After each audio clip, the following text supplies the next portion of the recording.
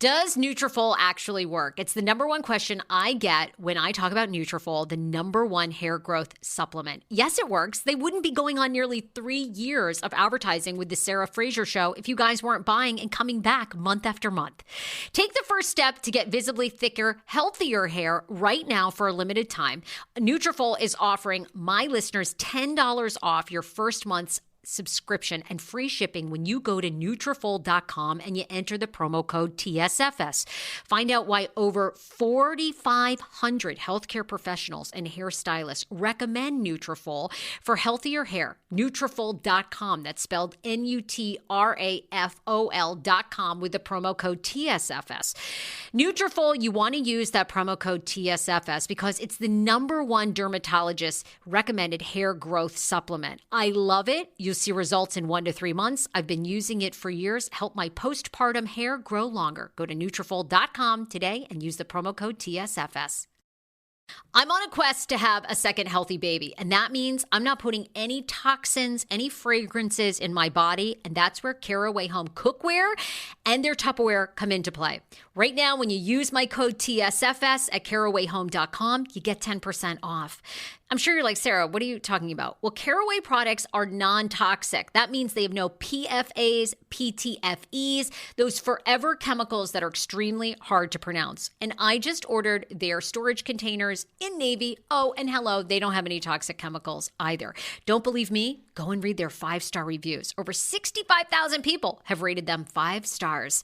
Visit carawayhome.com/TSFS to take advantage of this limited time offer for 10% off your next purchase. This deal is exclusive to Sarah Fraser Show listeners, so support my show and visit carawayhome.com/TSFS or use code TSFS at checkout. Caraway, non-toxic cookware made modern. Have you told your friends that you see ghosts? Oh, absolutely not. Gina Rodriguez returns in Not Dead Yet. I'm back, baby. Who is up? Oh, she's the obituary writer. And Brad Garrett joins the brilliant ensemble cast. Titan, Maverick, Titan of all Mavericks. These are all words used to describe me. Not Dead Yet. Season premiere. Tonight, 8:30, 7:30 Central on ABC. And stream on Hulu.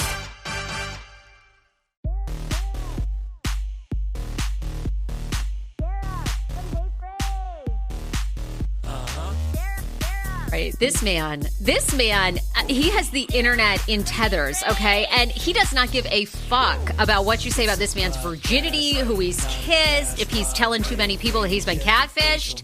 Hi, we're here with Tyrae. Famously from 90 Day Fiance season 10, their signature season 10, and now on Single Life. Tyrae, I am honored that you're here on TSFS. I'm honored. Thank you for having me, Sarah. I appreciate it. All right. Now, when you were asked to do Single Life, I mean, arguably, this cast of Single Life is the most stacked we've ever seen. I mean, you have Chantel from the family Chantel. I mean, Natalie Mortadova is a trip. I mean, you have John from Boston, Patrick's brother, who's a character in himself. I mean, you're on it. Veronica. I mean, you've got a lot of people. When they told you your cast members, were you at all intimidated by that cast?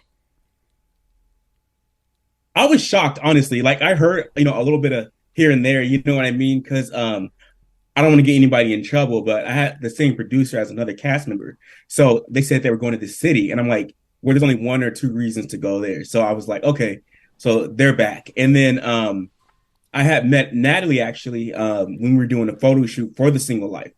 And, I already knew she was going to do it again because, her story was still, it wasn't complete, Yeah. So those were the 2 I knew that were confirmed. And then once I seen, when I heard Debbie and John and Chantel, I was shocked. Mainly with Chantel. That was the biggest shock to me. I'm not surprised about Debbie, though, because Debbie is a full-blown character. She's good TV. And John, too. So I was glad that they included him. Amazing. I mean, and by the way, did you try to get with Chantel? That would have been the first person. Did you slide in her DMs? I mean, I would have been like, Chantel, I'm ready to lose my virginity to you. See what she said. I didn't even do that. I didn't slide into her DMs or anything. I actually followed her when I was doing the first show. And then I was shocked. She was one of the first people to follow me back from the 90 Day universe. And I was like, oh, wow, that's cool. And I seen her like watch a few of my stories and stuff. I'm like, okay, so she notices me. I guess I'm not like, you know. I think people are so drawn to you because you've put your entire life out there, which is really hard for people to do. And I mean everything from your weight loss journey and your body positivity journey to being catfished, the story of you being catfished on season 10, your virginity, your first kiss. I mean, what is it in you that has had the strength to put this out? I mean, were you embarrassed at all at first, or you were like, you know what, fuck it, I'm doing this? How have you found the courage to do it? Because a lot of people would never say what you've said about yourself.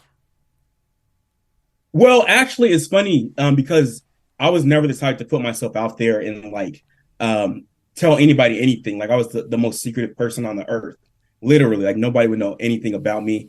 I wouldn't even bring a lot of friends over. You know what I mean? So nobody even knew like a lot of my friends. I was very like not even quiet or reserved, but I like my own personal space and like my privacy. And then once my mom got sick, you know, it was kind of at a point where I had quit my job, and then I was just like, you know what? I don't really have anything to lose. Like, why am I hiding what's going on with me, and why am I not, you know, being more out there? So when it came time to do the show and stuff, I was just kind of like, I don't want people to know this, but then at the same time, I was like, I have to get this off my chest because holding it in is like not good for you, like mentally, physically, or anything.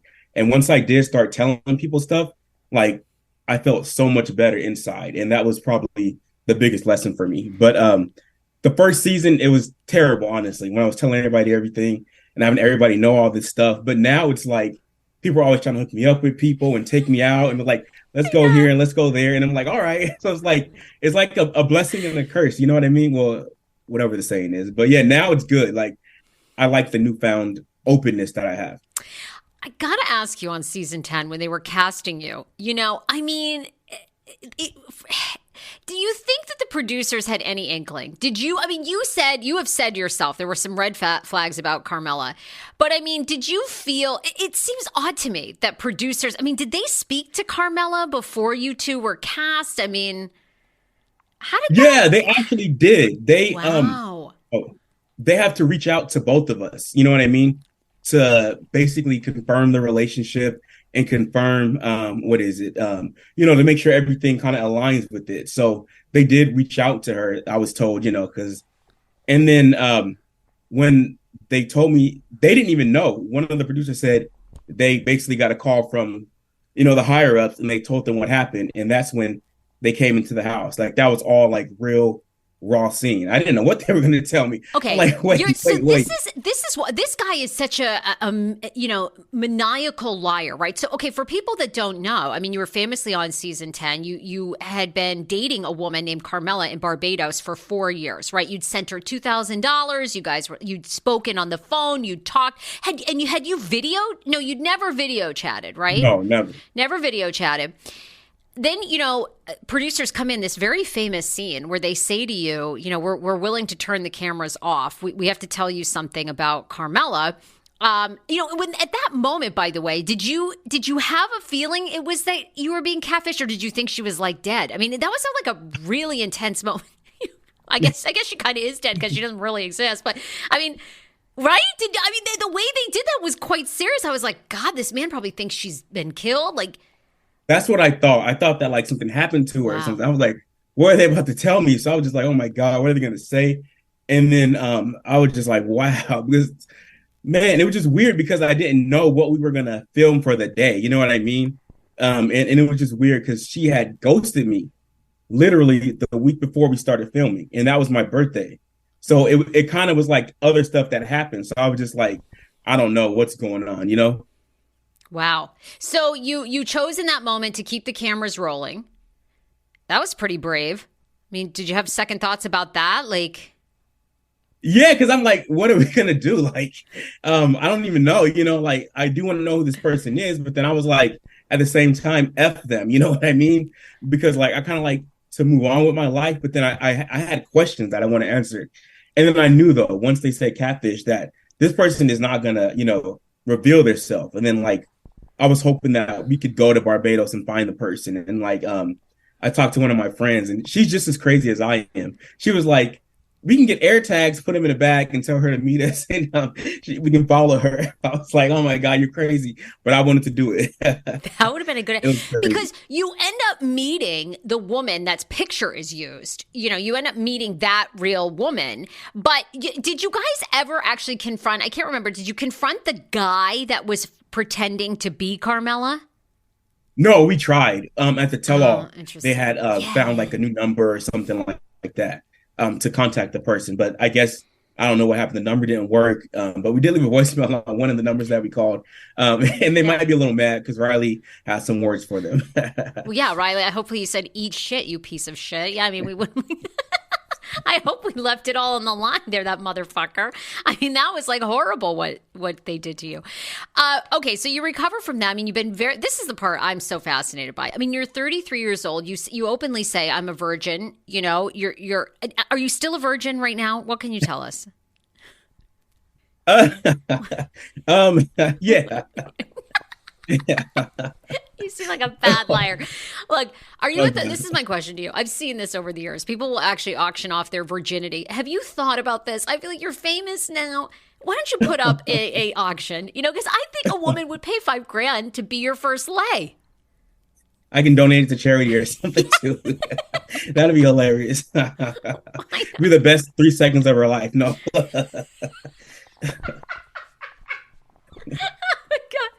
Oh God. I think look, I will be your manager. I will promote this. Why don't you sell your virginity? I've seen women do this. I feel like you could do this. It would be so good.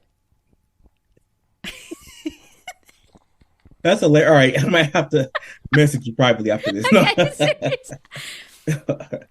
look, Riley and Kimberly were on my show recently, and I said, you know, it's too bad I'm married because I would drive to Modesto and fuck you myself at this point. You know, I just really want this for you. We all do. All of America is rooting for you to lose your virginity. I think this is a question though that people really do have because you're not the only person in my life that I know that's in their 30s that's a virgin. They really are, and especially now, I think because of the internet and people socializing in person less and less, I think more and more people are older in life losing their virginity. This is a real question I'm going to ask you. At 25, I'd just be like, you know what? I am hiring an escort. Like, how did that ever cross your mind? You know what? It didn't. But you know what's funny though is that like it was never like I don't know how to explain it. I don't know. I just like the I don't know. I'm not even gonna say it's pure, but I just like being in control of that part. You know what I mean? Of the sexual aspect. And I feel like sometimes like temptation is hard, you know? And you know, I can't like imagine being in a situation where I'm around like a beautiful woman or whatever, and she comes on to me or something like that, like, and saying no to it, you know? So I can't imagine. But I did realize, like, I seen the articles that like people are being less intimate, like younger people and older people too. And a lot of people are like going through like their celibacy and all that kind of stuff now. So I think that's kind of like a mental thing for certain people too. And like I've been to a strip club before, you know, and it was just the most awkward thing ever. And I was like, oh my God, it's crazy. So it's just weird. I don't know. I guess I'm just different. Well, for you, it sounds like your virginity has a much more spiritual, deep meaning. Is that right? Like you really, okay. So are you you could say that. Okay. Are you very religious? Like, is this something for you also spiritually, religiously? You want to have sex with someone that you are going to be married to? Who's bought a set of designer sunglasses only to lose them like 2 months later? Oh my God, story of my life. Prada's $400 gone, and sick to my stomach. I never buy expensive sunglasses ever since then, and that's why I've partnered with Gooder. Gooder's an amazing company. 100% polarized glasses, just $25. When you visit gooder.com/TSFS and you use the code TSFS, you are getting free shipping. These sunglasses are adorable. You're going to be seeing me wearing them all over social media because they are a brand new partner to the Sarah Fraser Show. 1-year warranty, 30-day free returns, baby, and 100% satisfaction guaranteed.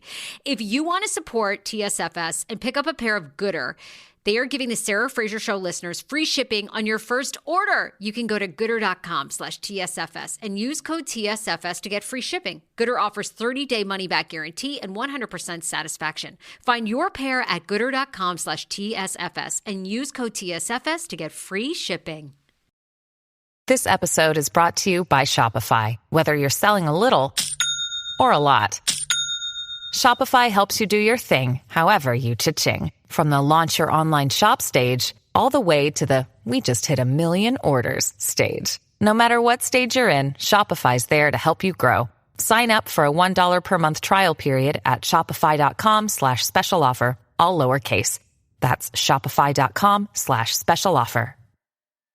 You know, we grew up really religious. I haven't been in church in like 5 years now, but I do have that part of me, the religious part, but like not overly. Like I know, like, back in the day, even like having kids out of wedlock, that was like frowned upon, and now it's way different, So for me, it's not even just the religious aspect of it. I just want to have like, some type of connection, because I feel like, once you give away your goodies, they're gone. Or, you know what I mean? So I just feel like I want to have something deeper than just, my sex. God. You're so sweet. Well, once you have sex, I will be curious to see if you feel the same way, because I have a sneaking suspicion you're going to be like turning into like a Sister Wives. You'll be like Cody Brown out here fucking everybody that moves. I just think it's gonna be nonstop. But I love, obviously people are very curious about this aspect. I also had read you said that your dream woman is Hillary Clinton. Is that true? That was taken a little out of context. Okay. It's hilarious though. I do like a strong woman. My mom was very strong, and I always had jobs where I worked around a lot of women. So, and a funny story, I worked at a school, elementary school, and I did like after school program. And my supervisor, this short little lady, barely could speak English. She was hilarious. She was really strong. And like her husband would do all the cooking and the cleaning. She would go to work and all that. And like, she would bring us his food and all that. And she would just say like, she likes to be in control. And then once I quit, I would go and visit the kids and my coworkers, every once in a while. And they hired a new guy and he was working there. And she was like, I don't like him because he doesn't listen to women. That's why I like you. And like, I didn't realize that was really a thing, that like some men don't really listen to women when it comes to like, when they're ahead of them or whatever. I thought it was weird, but I do like a strong woman. I like, a woman to kind of slap me around a little bit. Okay, so it sounds like we're already getting into a fetish here of a dominatrix type situation where this woman is slightly abusive and controlling to you, and that turns you on. Okay, that's great. We're getting closer to finding the one. Okay, well, this made me think, though. I mean, you've already thought, like, Hillary Clinton, because of her power, is attractive to you. Now, have you thought about other aspects of this? Like, have you thought about what song you want to lose your virginity to? No, actually. That's a good one, though. Okay. All right. Yeah. I have some pretty good playlists, though. Oh, you do? All right. Like, who's your favorite artist? You know what? I like Kanye West, but okay, he doesn't really have anything I think I can, get it on with. Well, you're not messing with a gold digger. You know that one. That should be your motto, and that you want to fuck to that. That's great. That's a good one, actually. I have to write that down. Okay, so we might be losing our virginity to a Kanye West song. Sounds good to me. Okay, what do you make of recently this past week since the latest episode aired? You've gotten, articles have been written about you, Screen Rant and other places, where people are like begging you to stop telling these women that you've been catfished. Are we going to see you change that? Or for the rest of the season, do you lead with that? You know what? With that situation that was on the show, she did kind of open up a little more than what you guys seen. So I was like, oh, wow, like she's really like laying it out. And I'm like, you know what, let me just lay it out. Because like when that was shot, I don't know if I can say it or not, but the show was only on the second episode. So we were filming while the other show was airing. And then I don't know if she watched it or whatever. So I was like, this is what happened. And then in a way I was trying to be like, funny to get her to like, maybe, be like, wait, what? And, draw interest to me. And then, but after that, I haven't said it to anyone else. I don't even mention it anymore. Okay, so good. That's good. People were very concerned on the internet. They're like, someone tell this man, where are his friends? Tell him to. Although I have to say, I'm kind of with you. The people that I've ended up dating the longest, and even my husband, like within the first 3 dates, I told them a lot, like probably a lot more than is advised, and it worked out. So sometimes, you just better to put it out. But I get what people are saying. There's kind of sometimes a strategic way to drop it. I get that. I wanted to switch gears because this is another part of you that I connect with so much on a personal level. I was always your weight and your body positivity. I was always an overweight child, always. And as I've gotten older, I ended up finding mindful eating. I lost 60 pounds, naturally giving That's up awesome. doing yo-yo dieting and all this. Yeah, thank you very much. And I know the journey. Anyway, I've gone back to my mom and I said to her, why, we were so overweight as kids. Like, what were you thinking? And she said to us, well, she was born in 1948. So she grew up, post World War II. And her parents didn't have any money. They were broke. And she remembers going to bed at night hungry. And so she always said, a chubby kid to me was a happy kid. Like that to me, I never wanted you guys to feel hunger. I've wondered if, you've talked about like your childhood, your siblings, your mom, losing your dad.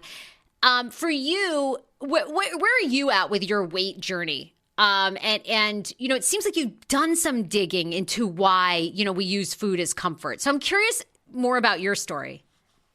Yeah, so similar to you, like my mom, they grew up, my grandparents, they came from Arkansas, moved to Oakland and San Francisco, both sides actually, my mom and dad's side. And they worked a lot, and that was back in like, my grandma was born in 1923, she's deceased now. So they did have it, kind of hard. They were like house cleaners and stuff like that. And they went to bed hungry a lot, you know what I mean? And then when we grew up, it was just like, we would like emotionally eat. And then like I had lost weight, would come off or whatever. And then I like started hanging out with like two of my older cousins, and then we were drinking. And then it went to like eating Taco Bell at 2 a.m. and then, having a beer at 3 a.m. And then like you get to that cycle. And then for me, one of the hardest parts was when I would actually like get on a diet and then like I might mess up one meal. And then I'd be like, oh snap, I messed up lunch. So now I'm just going to eat that for the rest of the day. Then the rest of the day turns to the rest of the week. Then it turns to the rest of the month. So for me, it was always that one little mistake would make it be a bigger mistake, Yes. And that was one of the hardest parts for me, that diet. And then you mess up one day and then you're like, all right, I messed up already. I ate a hamburger, so I'm going to eat me, 6 cookies, or I might as well eat all the French fries, order a dozen cupcakes. Yes, I was the same way, completely a binge eater. And it was like, you're either, restricting or you're permitting, where you're just like, anything goes, I'll eat everything. And yeah, it just creates this like really awful, cycle. But you seem to, where are you at now with it? I mean, I even had read like you want to consider doing gastric surgery, but of course I know it is very, very expensive. It's a big process. Where are you at now with your journey? So actually, I did get in contact with the company based in California, but does, procedures in Mexico. And they worked out a deal with me to get, a gastric sleeve done in April.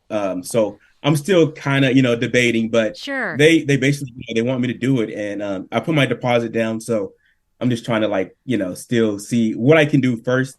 Is I have to do the pre-op in like a month. But I'm probably most likely going to do it. I think it'll be good, and it's just, I have to make sure I'm good and healthy, I got a good book for you, and I think you'll appreciate this because you're a man that really respects and loves women. There's a book out there. It's called Women, Food, and God. And you and I kind of have a similar food story. I read that book and it changed my life. It was like, it was the exact same kind of story. And I'm imagining too, like, I'm sure you had family pressure and stuff, but people were always in my family commenting on my weight. I was either too fat or too skinny, so you kind of get this like, what am I supposed to be, Yeah.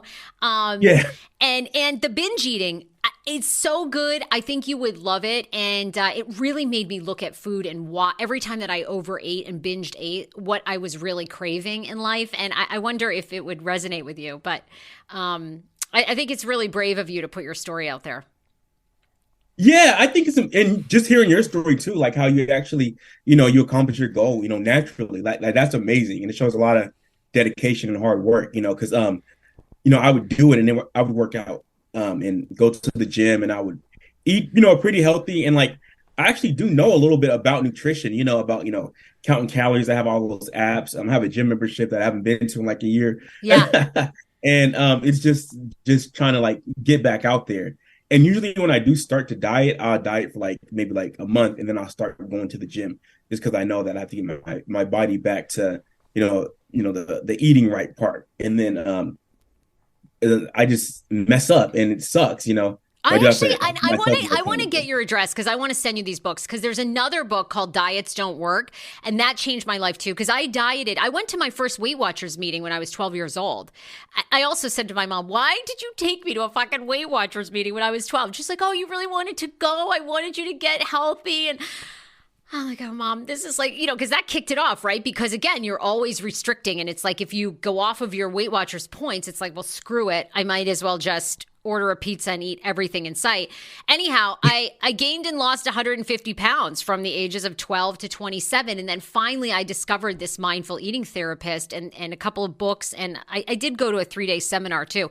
It changed my life. And it took about 2 or 3 years. And I was going to say, do whatever you want. I shoot my mouth off on this show. But, cancel your gym membership. I lost all my weight walking. I love to walk. We live in California. I live in Los Angeles. I to this day, I just love to get out and walk. I'll walk 2 miles, 3 miles. I lost all my weight without a fucking gym, without anything. And anyway, I love you. And I hate to, when I see you, like, I've even heard like a listener or a viewer sent you a letter to your home commenting on your weight. A letter. And the letter was like, what did it say? Was like, it said basic. It was the nicest, meanest letter I ever got. It was like, what was it? You need to stop doing what you're doing on the show and stop the 90-day nonsense. And then she named they named like 4 hospitals in the area that does like weight loss surgery, and go to one of these safe hospitals and have weight loss surgery.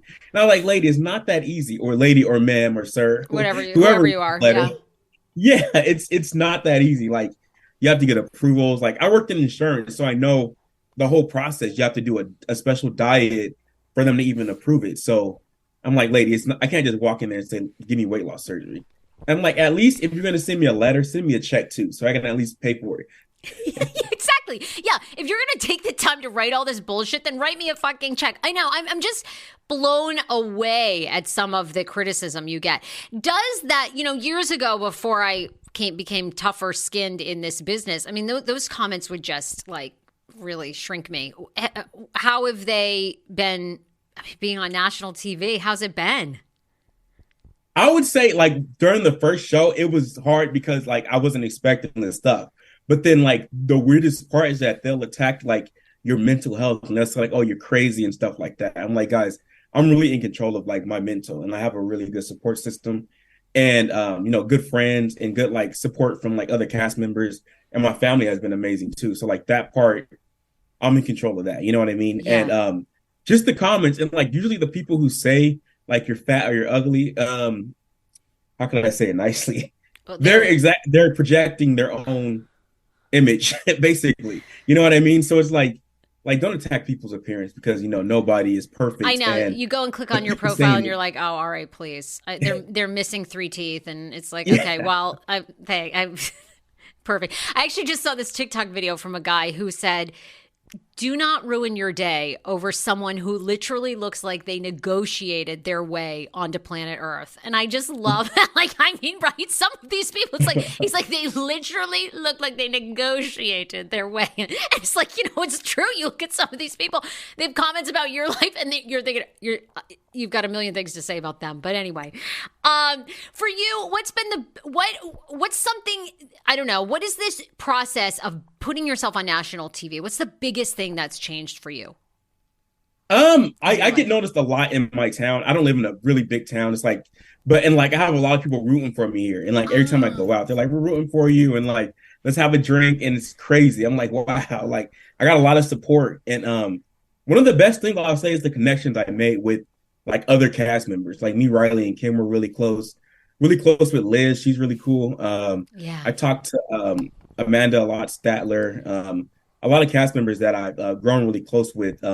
Natalie, she's hilarious. You guys don't really see that part of her, but she is hilarious. She's a great person. She's been on my show, and I just had a whole new respect for her. We spent over an hour together, and she was just Unbelievable. She's got a great story too. And I just love everything about her. I love her attitude. I like her shortness. I love everything about her.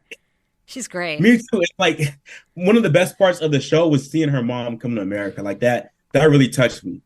I agree. I know that was so good. Yeah. So you've really kind of gained. Well, first of all, you've got this amazing fame, and you're getting free drinks. Hello, yes to that. I'd love more free alcohol when you see Tyrae out. Right. Buy me free booze, and then it sounds like you've got this whole new built-in friendship of friends and family.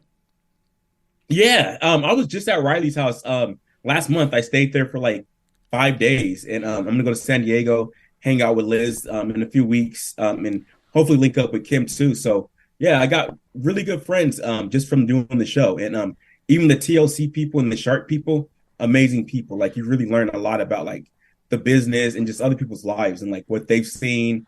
And it's amazing. This isn't a question. This is a statement. I want you to stay away from Asuelu. Okay? Asuelu.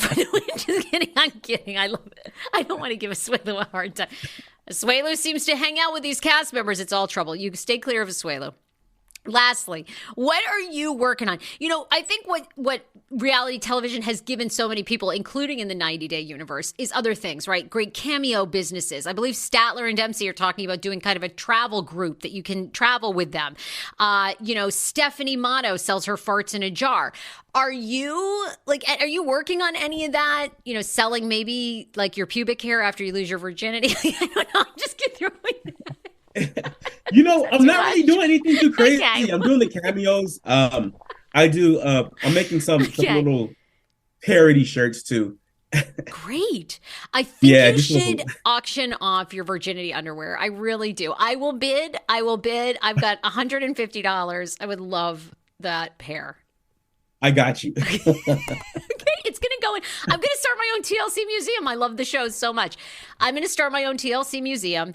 And I think your virginity underwear, please send them to me. I got you. This is getting borderline weird, but this is just send me. I want to frame them, and I want Tyrae's virginity underwear. All right. Is that odd? Is that weird? All yours, Sarah. All yours. Okay. Well, this is okay. Why don't we wrap it up here? You seem like you're getting uncomfortable. You're turning red. You're getting uncomfortable. I love it. You're getting uncomfortable. No, you remind me of like the women I worked with at my old job. They would make me so uncomfortable. It'd be hilarious. They would try to do it. I was like, oh my God. I always tell people women can be the worst. Women are the nastiest, the worst. I mean, they can be so raunchy. Men get a bad rap. I mean, some of you guys, you're sweet as can be, and the women can be bad. Oh my God. Bad. Tyrae, we are loving following your journey on single life. People can find you on Instagram. It's Tyrae. Tell me the IG handle. It's T Tyrae YY. Well, T Tyrae Y. TTYRAYY. Awesome. Thank you so much for being on the podcast, and we wish you nothing but the best. We can't wait to see you. More to come. No, thank you. I appreciate it. I loved it. It was amazing. You got me out of my comfort zone. I love that kind of stuff. I'm going to have a good Friday now. Okay, hold on.